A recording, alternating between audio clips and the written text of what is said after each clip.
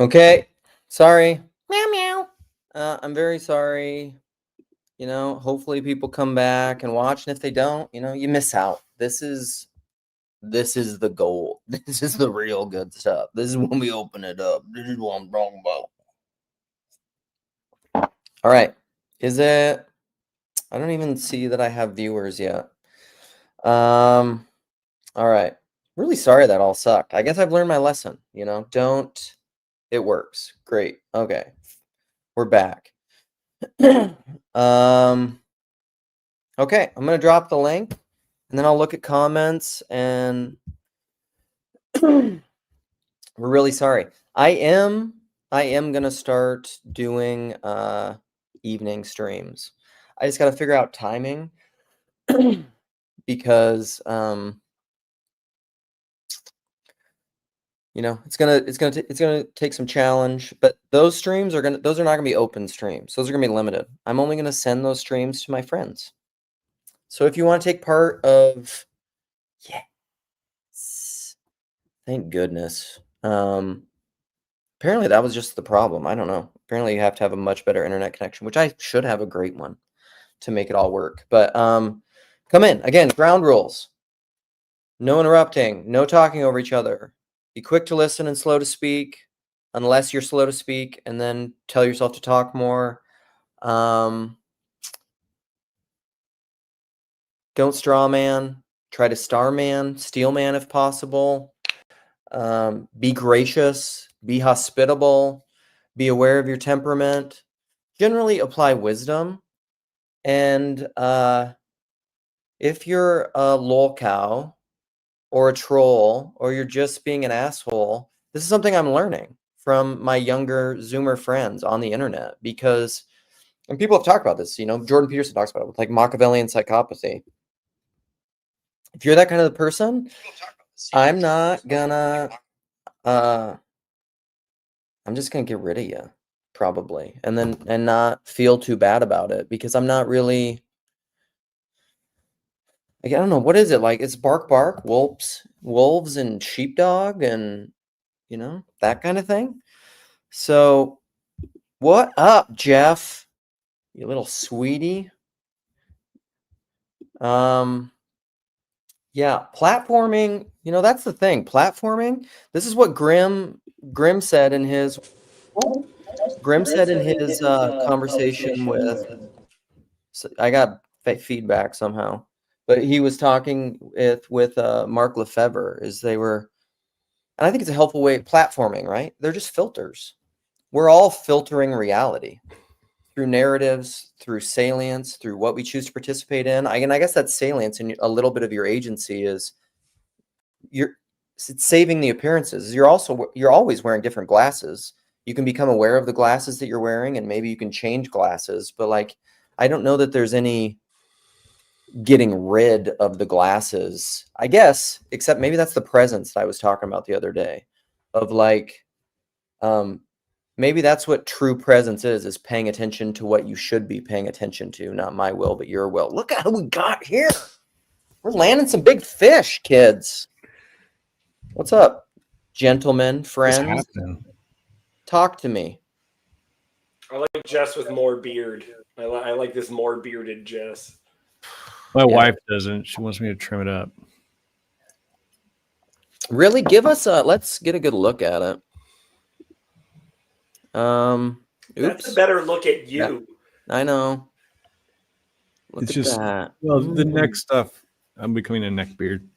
You got to clean up the neck beard, and then maybe she'll like it. Maybe you got to grow it. No, I cleaned this out. She wants this trimmed too, because I've grown this out before, and she's like, no. I don't know. You switch ages a lot. You switch ages as soon as you take your hat off, I have to say. Yeah. I'm a whole different person. Yeah. Yeah, I mean, it happens. This is how guys accessorize, facial hair, whatever. Like, I look older with a mustache. I think Jess would be the easiest to get into, like, protective services, where, like, he has to take on another identity. And everything. Dude, that's a solid idea. You would look pretty killer with some chops. Yeah. I mean, that'd be wild. Yeah, this Yeah, is. my wife gets physically uncomfortable if I ever talk about shaving. I've had a Oh, beard. wow. We've been together. Isn't it funny? Women, and it's fine. They are the ones that have to look at our significant others have to look at our faces. They should have a little input on what we do with it. But my wife was not into the mustache for a long time. She's accepted it. I don't know that she likes it, but I watched David and Grimm's talk. That was pretty good. it was I great. had to do some internet research after that, though. Oh no, I'm sorry. I'm very sorry if you There's did. lots of things I was like, oh, I'm not familiar with that yet. Or If you could be my filter, my personalist filter of the internet research that you did about the video of my other friends and tell me what I should care about, I would really appreciate that. It's conspiracy stuff. It's the whole. I don't think at the end. I actually think that there was something. Conspiracy in a new. Like, I'm not bad mouthing it. Yeah, it was. I feel like I got to have a really good conversation with Grimm. That a couple of people have contacted me saying that they didn't know things about him that came out in that conversation. So it's almost like the ability we were talking about something else. Like we were just dropping bits about ourselves while talking about this other thing. Yeah, and I went back and I watched an interview with Grimm and who was it? Oh gosh. Did you watch the interview? Lucas Voss. Okay. That's who it was. Yeah. That was a good interview. I should rewatch that too because Lucas is a friend. Lucas has my phone number. Lucas could just call me from the Netherlands and jump into a live stream via my speakerphone. Mm-hmm. He's a good guy.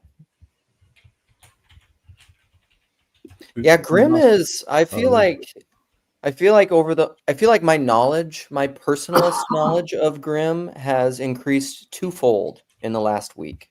That's what The I think. Lucas Voss interview is good primer on Grimm history, personalist Grimm history, for me at least. Look at Phlebas. Phlebas. I feel like Phlebas is like the alpha bro who's always just trying to take me down a peg. Phlebas, listen, maybe I need to have the conversation that I had with Nick about, because I told Nick, I was like, our ratio is off. Our like 4-to-1, 12-to-1 ratio of positive to negative interactions is off. And then Nick just went hard he was like Lance level affirming me. And I was like, okay, take it easy. I don't need that. That much makes me uncomfortable.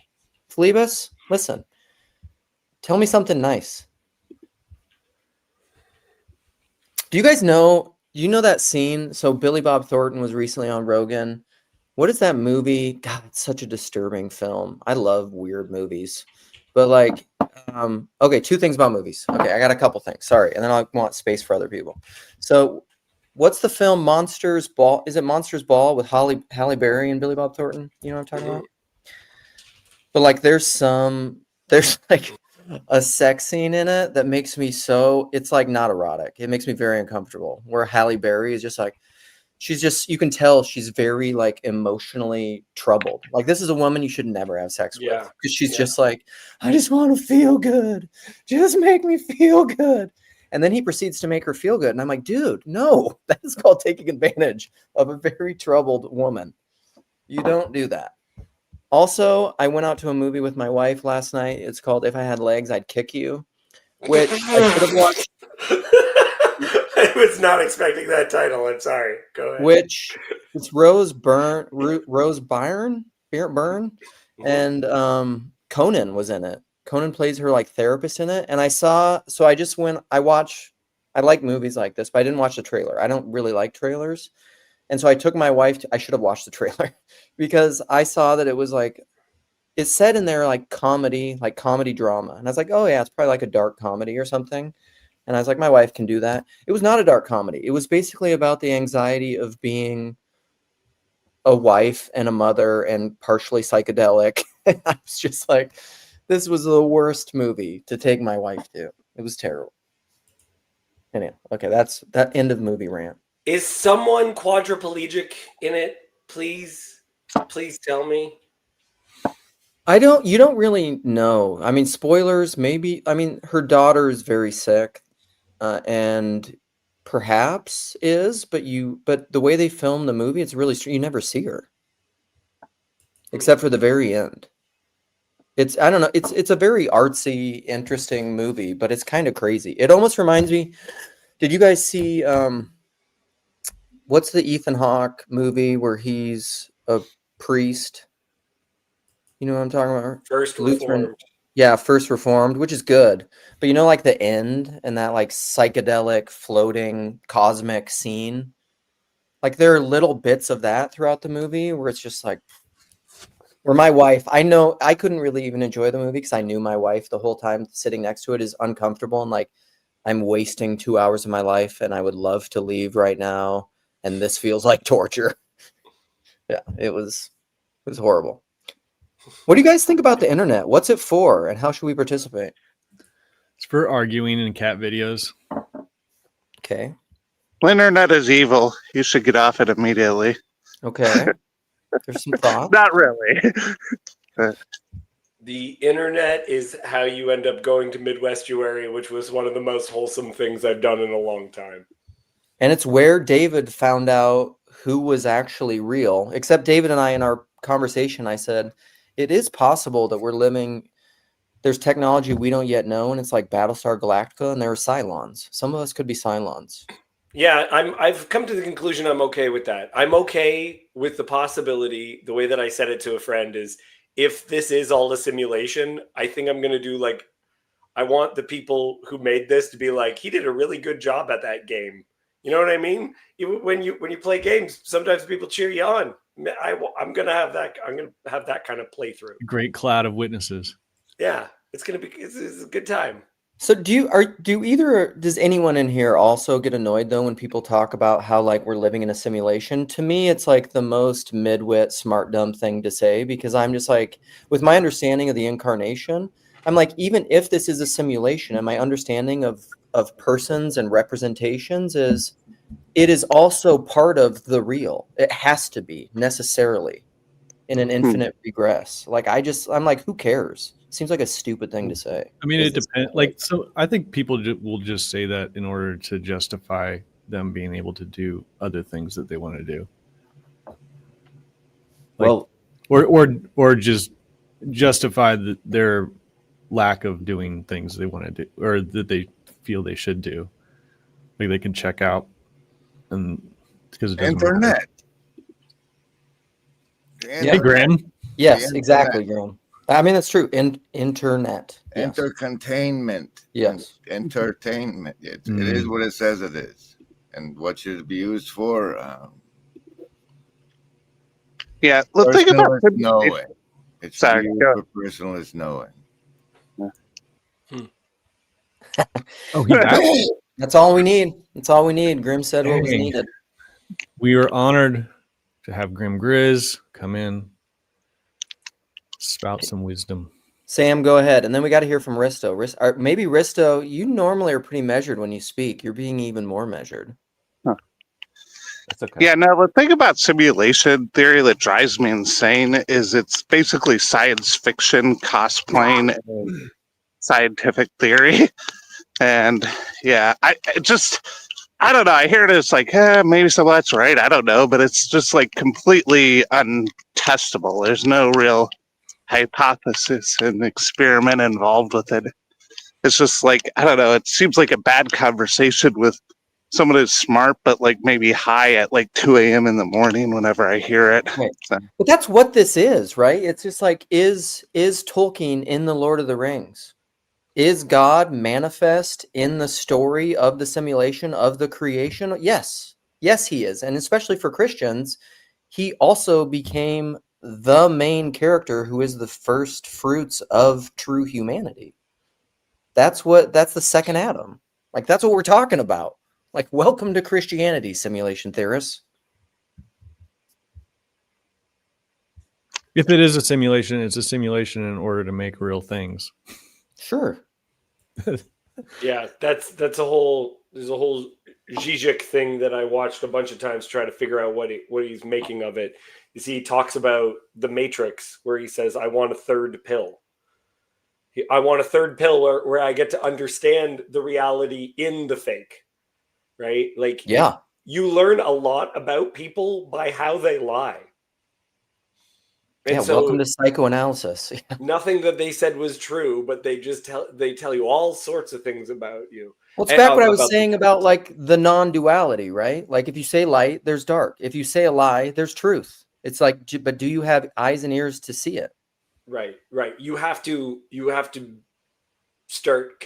I mean, the first time I really started doing this was I felt bad, but then turned out well. Was in an argument with my wife, where I started asking myself, "Wait a second, what if what this is about is not what she's telling me it's about? What if she's getting at something else, and I stop listening to what she's saying, and like actually actively be against what she's saying so that I can figure out what this is actually about?" And it felt so insulting the first time I did it. But then the argument ended like rather quickly when I did that. Yeah, I would say, of course, it's a simulation. I wasn't going to talk about simulations, but being a nerd, I can't avoid it. You know, what is a simulation? It's something set up by someone outside the system to function a certain way. So I don't think you can be a Christian or a theist and think it's not a simulation. You know, Mario or video games, that's a simulation. The only difference is Mario probably doesn't understand that he's in there. But I was going to talk about, I want to talk just a brief bit about the corner. I think it talks too much about itself, but I don't think that can be avoided. I think I put it in the chat earlier. We talk about the Northern Lights. It's because they don't happen very often. And it's kind of like a weird, unique space of the internet. It's notable because of that. You know, so the corner is always talking, trying to understand itself, and just, I think, commenting on the beauty of some of the things and the importance of some of the things. So like the randos it's encouraging and interesting to get to meet someone through a conversation like that. It's like nourishing to the soul. You don't feel alone in whatever shit you're in, and it's good. So that's just kind of like watching. So that's like a randos is like a good movie, but about a real person. And then I think the play is super important as well, because you don't take yourself too seriously. That allows you to be honest. And then the third thing I see happening is like that idea of like grappling with things outside of your conception and being open to that. And the play is important for that. If you can't laugh and talk about farts or whatever, then you're taking yourself too seriously, and you probably think, oh, I've got this all figured out, and I have to educate all of you with my supreme knowledge. But just on a personal side of things, like one of the cool things about the corner, I haven't been super involved. I probably shouldn't be super involved with all the things in life that I should be doing outside the internet. But just in the short time recently, like I've talked to Luke about my crappy parenting and the results of that, and how I have a kid who's not sure that they want to keep living. You know, and took Luke's advice about like some kind of pointed me in some directions of, hey, look at this, try this. And so now we're going to try that.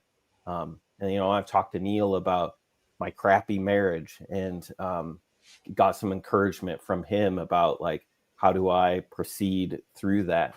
And so that kind of stuff is like invaluable. Yeah, I think that's true. And then a lot of it, who was saying this the other day, is a lot of that's unseen. I mean, a lot of the most personal, deep conversations. I mean, I infer, and I'm pointing to some of those conversations on here, but you know, the conversations you're just talking about, or I mean, shit, Jess and I have talked about like really intimate, deep, personal things family issues and stuff, and it's not. And I don't know. I think it is a mistake to devalue that, because the context that we have through all the intellectual conversations and serious play that we've done allows for us to have those in a way that I don't think would be possible otherwise, you know? Well, you get to see the person, you know, in the randos and then in people playing, you get to see the person. And then that helps you trust. It's like, this is someone I can trust to be honest with me. And then I talk with Sam about movies and just random things. And that's just a load of fun too. I could probably do that forever. Yeah, I do know that I owe you a conversation about Kurosawa, but it'll happen. My daughter's 6 days old, so I've been busy with that. Oh, congrats! That's Muzzle tough. Enmity against, that's another thing about the corner. Like, I was Cassidy and Farady's conversation. How many marriages do people know of? Because I was listening to that conversation, and Cassidy was saying she knows at least of 4 others, and then creating children. I don't know. Take that, enmity against the womb.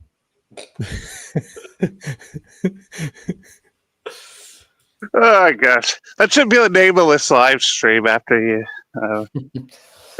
close it. But isn't that part of it? Like, if Grimm's right, the enmity against the womb and him and David's conversation and what he said at Midwestry is like the core spirit of what the evil going on in the world is. And then what is the way to remedy that? I mean, you can go out there and protest and get political and talk about Nick Fuentes online. You know what would probably be more effective? Getting married as early as possible and pumping out as many children as you can and raising them in the wisdom and admonition of the Lord. Like, that's probably what you should be doing. I think ancients kind of knew that too. But modern, we think we're so smart. It's about the ideas are what's important, right? That's how we change the world. Is we got to get our ideas in the next generation. Maybe the best way to do that is to love children. And that's also rooted in propositional tyranny. It's so fucking dumb. It drives me crazy. On this idea about what the internet's for, I've had this idea for a book which I will never write, called A Life in Review. And it's you know, when you read a recipe and before you get to the recipe, someone talks too long about why they like the recipe. It's just someone giving reviews and recipes and things like that and giving too much personal information. And so it's like he talks about reviewing a play, and through what he says about the play, you just piece together that his marriage is in shambles or something like that, where it's just like he talks about how great the production was and it says it's a pity we couldn't enjoy it.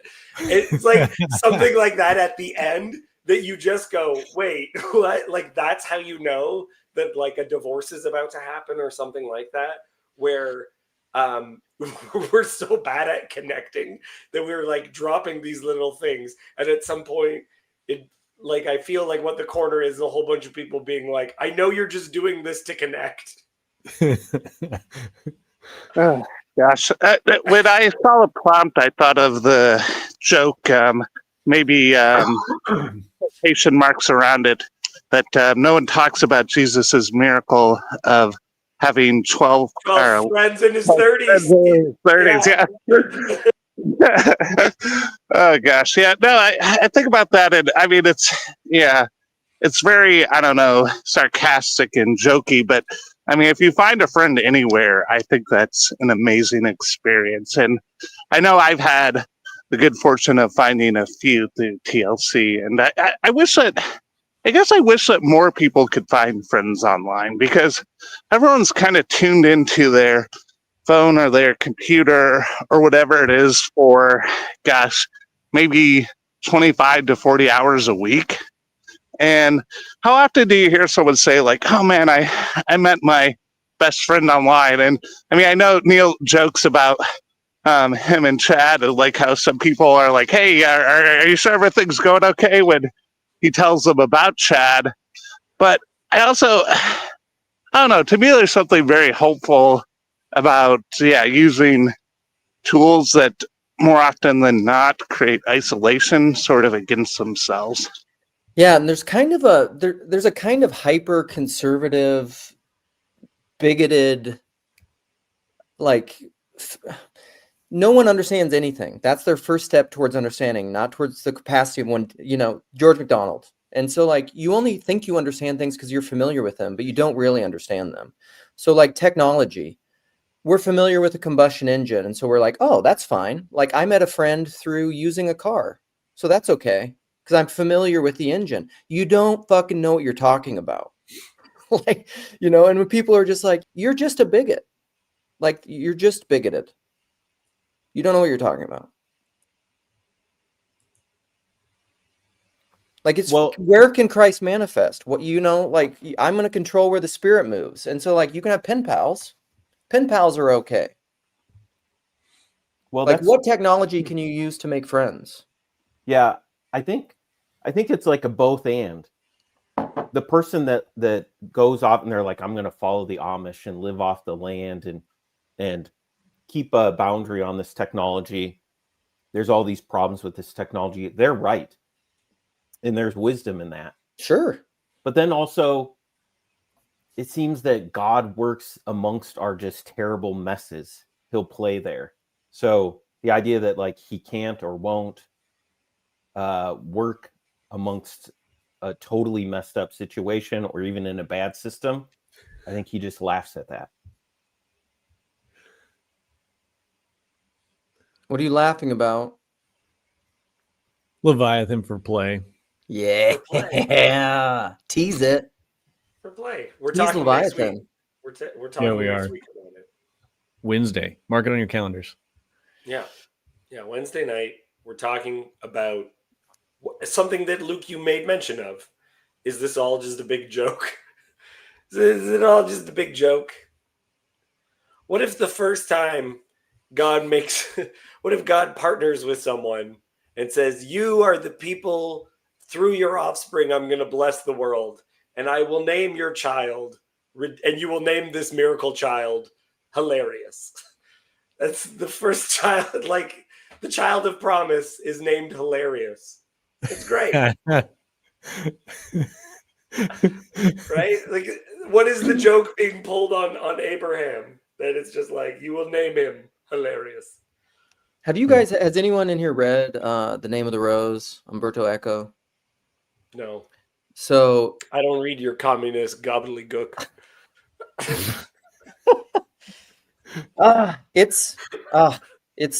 it's like a core seminal feminist work, which is why I love it.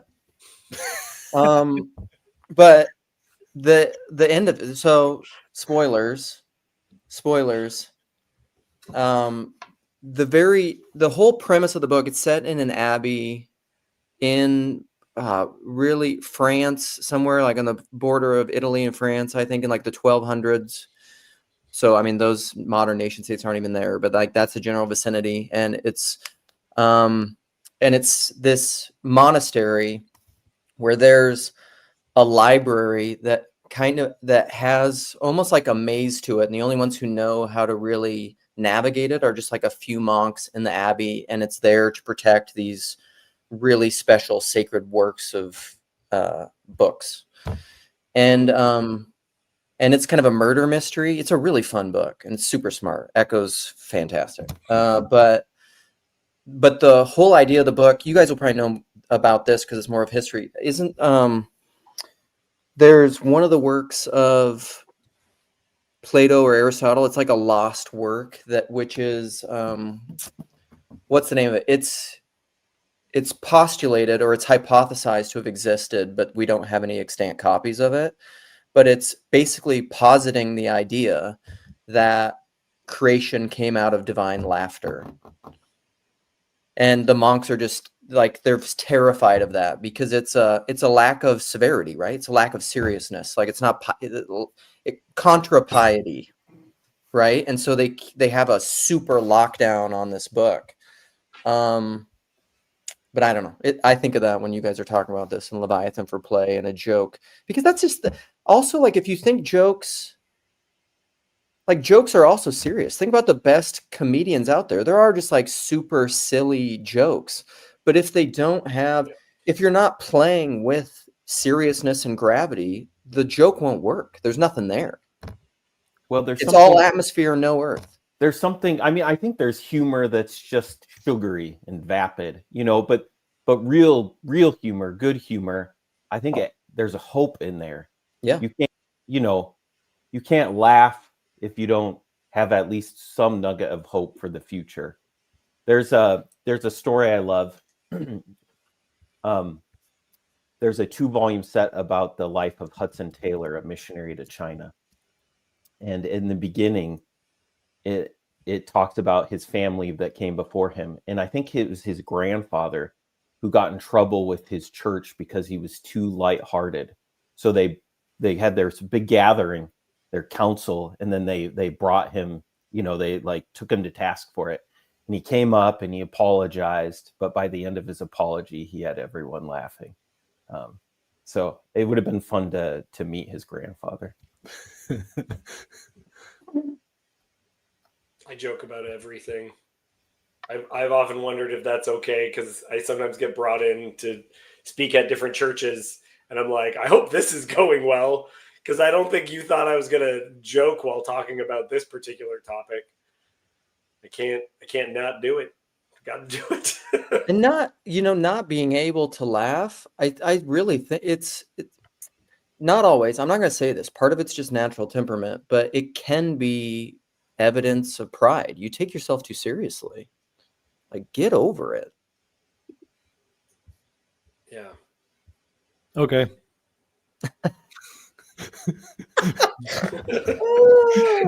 One of my favorite evolutions too is like, since I don't know, it's probably been the last 5 years, I've started snorting when I laugh. So happy about it. You're so happy about it? Yeah, so Oh, great. If you could choose, wouldn't you rather snort when you laugh? That's an added level of joy. No, it's bad. What? It's pompous. It's pompous to snort when you laugh? I'm not doing it volitionally. Yeah, it's just like, I don't know. Something. I always make fun of my wife when she laughs. I think humor is a big reason that we got married. Yeah. But I always make fun of her because her laugh sounds like someone's riding a bike with a bent wheel. Do your wives have two laughs as well? My wife has two laughs. The one is a mime laugh where she does not she makes all the laughing faces but doesn't make any sounds. It's like this very polite wasp thing where she just goes like, and I just can't deal with it. If I ever call attention to it, that will sometimes break her into the deeper laugh. Yeah, it's funny. I think I don't know. It's such an interesting thing. Probably there's people have infinite dimensions to them, right? So like my wife, she definitely has a like a social laugh. You know, it's like my mom growing up. It's like her phone voice, you know, where it can just be like she's super, you know, she's angry at the kids and like, you damn, hi, hello, you know. We're like, it's just it's a Midwest, polite Minnesota social laugh, you know, but it's not a real laugh. It's like I don't know. It's like you can tell when someone's really laughing. Like that's what's I like kind of the uncontrolled, embarrassing laugh.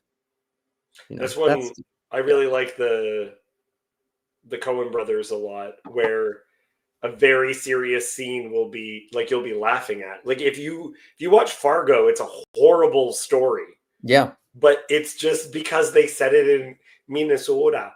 It's just so great. Oh, it's just such a lovely day out there, eh? You know, like it's just somehow that story is also funny, right? Like they just will undercut things with horrible things. Well, Minnesota accent is the joke on me. It perturbs me because I'll meet someone and then they'll go, "Oh, you're from Minnesota," you know, and they'll point it out and they'll laugh and I'll be like, because I grew up in California, so I prided myself for so long that I didn't have a Minnesotan accent, that I was Californian but now I've been here longer, and now it's part of me. So It's more of a rural thing too. Like you don't actually run into it that much in the city. Because like I live in Minneapolis. Well, you don't think you do until you go hang out in Kansas. Well, that's probably true. And then they catch that long O. Yeah. Yeah, that's probably true. All right. I want to close this out pretty soon because I got to get going. You can't break up with me.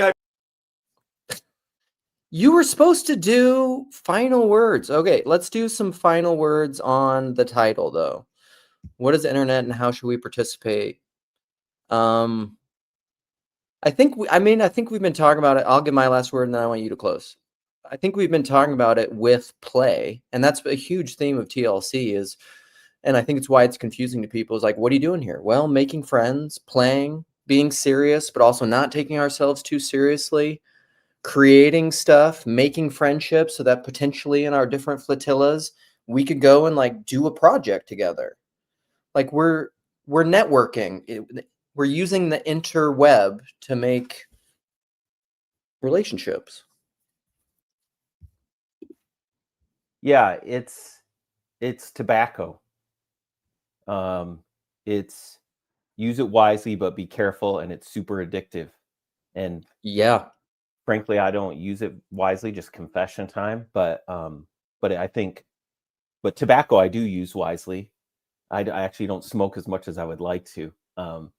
Good idea. But I need someone to smoke with. And I'm so thankful for the gift of tobacco, God's gift of tobacco. And I think the internet, I think your question is a very Anabaptist Amish question. I would love to learn the history of the Amish and who was the person way back in the day, because we think of them as like backwards. But in their time, they were making decisions. They were the modern people who were just like, how should we approach this? And there's still Anabaptists that are very intentional about that, Mennonites and whoever else. So I think it's a wonderful question. And I think I just say wisely and not too much. Yeah, it's a good word. All right. Well, thanks. Thanks, Risto. Eventually, listen, we're going to meet in real life. We're close. It's going to happen. For sure. All right. Thanks for coming. It was a good chat. Onward to different things. I'm out there. I've been taking hits of this tobacco. I've been out on the ocean, and it's time to put the cigarette down, put the cigar down, and go get on some dry land for a while. All right. That's it. Thanks for coming, peeps.